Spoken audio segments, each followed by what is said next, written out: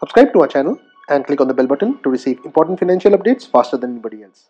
Friends, welcome to another video on your channel Profit Equities. In this video, we'll be talking about a fundamentally strong FMCG stock where the promoter Ratna Commercial Enterprises has acquired shares from March 15 to 18. Now this is a stock where there has been previous instances of promoter buying as well a few months back, and we had reported the same on our channel. We'll be providing a link to that video in the description section. Also friends, we have recently created another channel where we discuss items other than stocks, and the link for the same will be present in the I button on the top of the screen and also in the description section of the video. Please subscribe to it for insights on items other than stocks.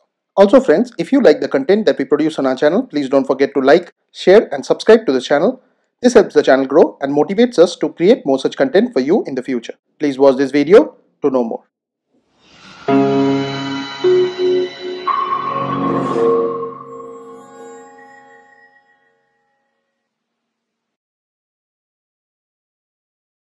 Now the company in question is Dabur India Limited, which is available at Rs 425.05 and the face value for it is 1. The symbol for it is DABUR. Now Dabur India Limited is a fast moving consumer goods company which operates in various product categories such as hair care, oral care, health care, skin care, home care and foods. Its business units include consumer care business, foods business and international business. Now, as is evident from the 1-year chart, even though the market has been on a consistent decline, this company has really outperformed what has been happening around it. The market cap of the company is 75,076.02 crores, which means that the company is a large cap one.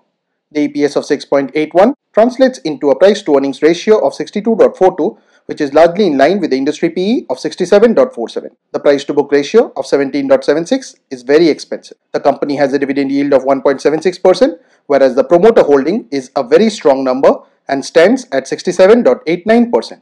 Also, a positive factor is that none of the promoters holding is pledged.